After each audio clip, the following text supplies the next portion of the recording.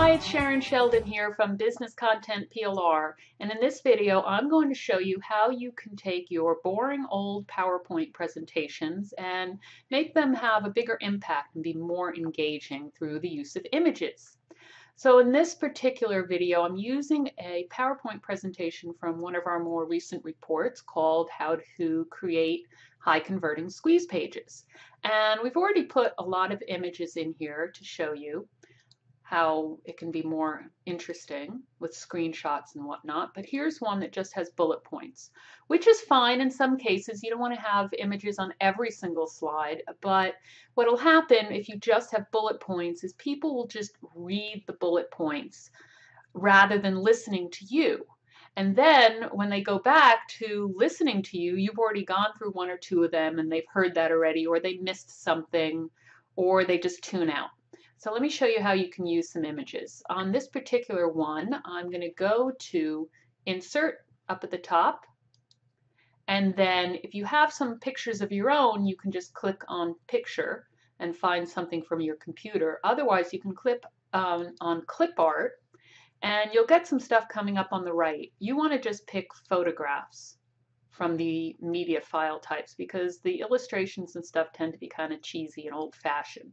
So then you need a search term to come up with something. So you want something that's going to draw people in, kind of get to the undercurrent or emotion in the slide.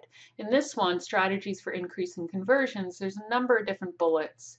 Fast load time could be something with speed, information, obviously related to conversion, but testing to get conversions is one of the biggest ones. So let's just type in the word test and see what we come up with. So there's a lot of different stuff that's more science-y, so I'm not sure, depends on who your people are. There's one with a test itself. There's one with an A+, that might be good.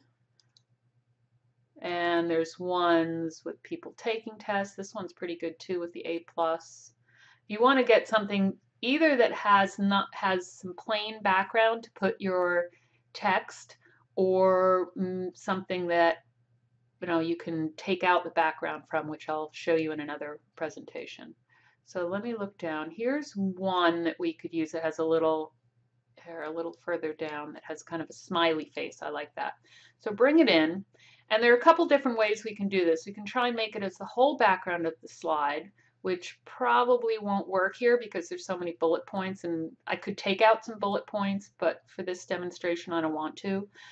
Or we can just make it an image in the slide that's bigger than this, so because this is kind of hard to see. So what I'm going to do is just take the corners and make it bigger.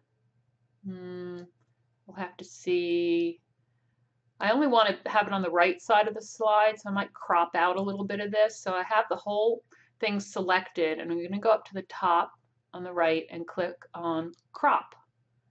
And that'll bring up these lines around the outside. So I'm going to crop it over a little bit, make sure the smiley and the 100 shows up, and then you go back again and click crop. So now it's a little bit smaller. So you can also stretch it up and down and it shouldn't mess it up. So that's decent size. Could be bigger. And we want to make sure all our text shows, so I'm going to move that over a little bit too. This still is a little bit small. All right, and maybe move it down, have everything line up. You want to try and balance out your lines if possible so that the bottom of the picture lines up there and the top lines up there. You can move anything around. If you have your text in a small enough box like this, rather than some people just spread it across the page, you can always adjust a text box by clicking on one of these little buttons in the corner, as you can probably see.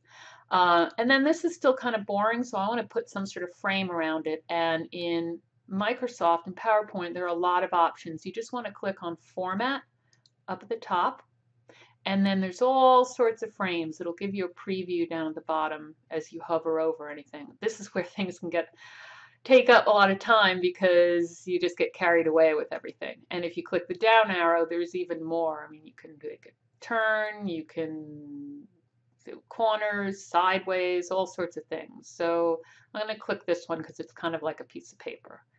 And then you can just leave it at that. Don't go crazy. So now when people look at the slide, they're really going to be drawn to the smiley face first and the 100, and then be listening to you rather than reading.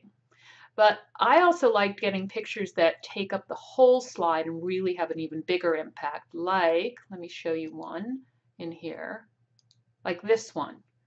So people are really just looking at the picture and listening to you. And I did this because it's had to do with irresistible offer. So let me show you how I created that. I'm just going to go in and create a new slide that's blank because I don't need much in terms of text. I can always draw my text box. So I'm going to go blank. And it's about an irresistible offer, this particular slide. So I'm going to go and say, as a search thing, say gift, and see what we come up with. And I think that's where I found it. And there are a lot of different images here. You can pick anything you want. I like to have something with people in it because it just makes it more engaging. People like to look at people. So let's see, where did I find that? I know there's this one's nice with the, if you can see it, the mother and child. But you need to remember, leave room for some text on there. A little bit of text, not a lot. So where is that picture? Here it is. You can't see. Okay, so there it is. It actually already takes up most of the screen. But if you need to crop it, you can do like I showed before, or you can expand it to fit the size and play around with that till you get, I'm going to make sure I leave the as much of the light space there as possible. And with PowerPoint, it'll kind of click into place as you're moving things around. I don't want to lose her. So it just clicks in there and bring it down. And if you do go beyond, whoops, beyond the bottom bit, and I keep going back to the next slide. Hang on. If you do go beyond, they're kind of shadows. It's hard to see around the outside. So if you need to crop it, you'll just line it up with the shadows. I think I'm okay on this one. Let's try it and see. So I'm going to go to back to format and then to crop. And when I move this up to line it up with the shadow, it'll just click in to where the shadow was, to where the edges of your slide size are. You see that kind of a shadow there? Let me try again.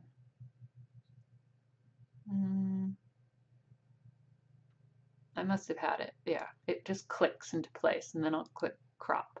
Now we need our text in here. So the text was, it starts with an irresistible offer. So I'm going to go into Insert, Text Box, and I'm going to draw my text box exactly where I want the text.